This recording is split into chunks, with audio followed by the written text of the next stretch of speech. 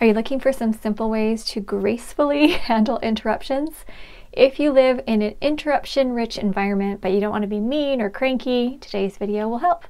Welcome to our channel here at Learn, Do, Become. We help people who are overwhelmed by the details of life to create simple systems so they can do what matters most. And we're so glad you're here.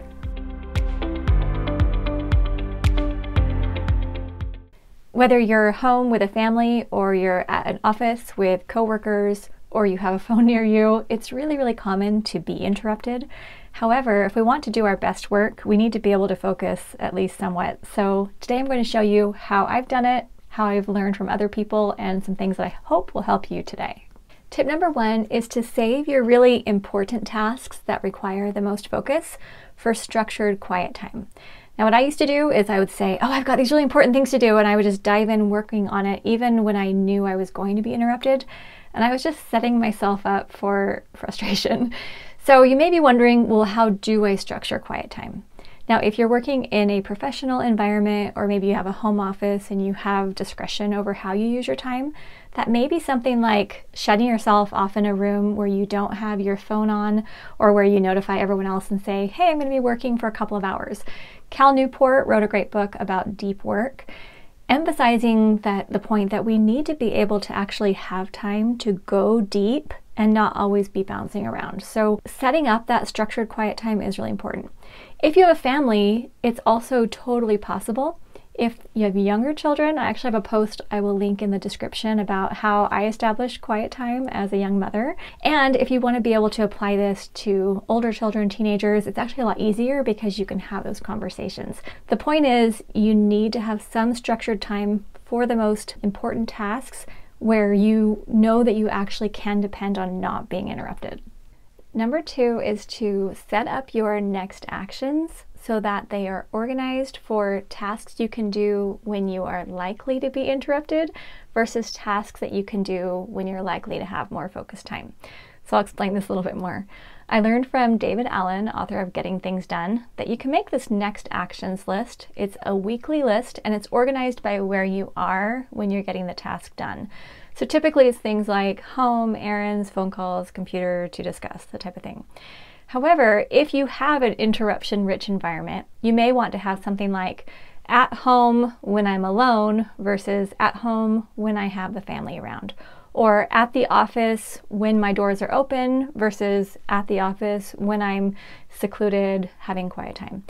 When you can just have those types of contexts available, it helps you to be able to plan your day by saying something like, okay, I'm doing some deep creative work, I'm outlining a new PowerPoint, I'm going to actually work on that when I'm secluded and I'm in my focused deep work time. Or you could say, yeah, I'm uploading some files or I'm just reviewing a few pieces of paper. I could easily stop at any moment to address someone else's needs. So I'll do that when I'm likely to be interrupted. The idea is that we don't want interruptions to be something really negative, and we don't want to think bad thoughts about anyone who interrupts us. We want to take ownership for it and set ourselves up, and having these next actions can be really helpful.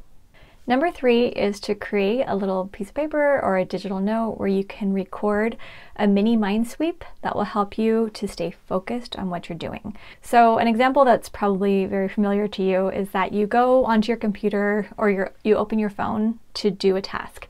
And then while you're there, you think, oh, I just got this text, or I just got this email, or I should check on this.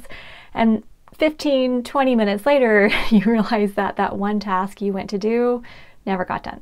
And while this isn't an interruption by another person, it's really we're interrupting ourselves and letting our technology distract us. So one idea is if you just have a little mind sweep piece of paper, a little capture tool, and as an idea comes to you like, oh, I should check on those concert tickets, or let me respond to that Slack message or something like that, you just write it down and then you handle that once you're done, or you put that into your command central, into your system to do it at the appropriate time. But just having that mind sweep tool reminds you to stay focused, do what you intended to do, and then you'll have confidence that you won't forget those things because they're written down and you can process them later. Number four is to have a process or response prepared ahead of time to respond to the interruptions. Because what I used to do was I would just get cranky and say, can't you leave me alone? Or how come I never have any time to myself? Or something like that. I'm sure you can relate. And so I wanted to have something better to be able to say if I was interrupted. So for example, sometimes, like right now, I'm here in my little video recording room, my podcast room, and sometimes I'd get a knock on the door or something like that. And so I'd be ready to say, oh, hey, I'm recording right now. I can come out in about 20 minutes. And then that was kind of it. Of course, I could put a sign on the outside or something like that, but having something kind to say was often really helpful. Or, for example, I had a friend, she was working on her dissertation and she had young children, and they wanted to show her their Lego creations all during their quiet time. So she said, hey, what we're going to do is you're going to line your Legos right outside my bedroom door, and then when I'm done, I'm going to go look at them. So that way they knew that they were going to be able to get her attention, but they had a place to put them, and they were really excited to lay them all out and get them ready for her. So if you're ready to say something like, oh, right now, here's what I'm working on, and this is the time I'll be available for you, that sets a nice boundary, but it's respectful, and then it lets people know what to expect. Number 5 is you can create some kind of a system to use with your family members or the people that you regularly interact with as you're trying to get things done.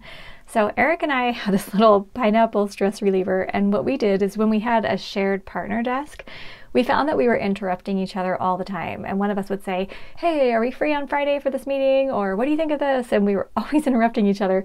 And so we thought, hey, how about we have this little pineapple on our desk? And if you want to talk to the other person, you just lay the pineapple down sideways. So we would just set the pineapple down sideways, and then the other person could finish what they were doing. And then we would say, yes, what did you need? And that actually worked beautifully because it respected the other person's focus, but it also let them know you had a question. And so then as we were working side by side, we were able to get the most important things done and not be constantly bothering each other. So I hope these ideas are helpful for you so that you can manage the interruptions without feeling cranky or fussy. And as you're looking for more systems to help you to do what matters most, please explore the videos here on our channel and come visit us at learndobecome.com.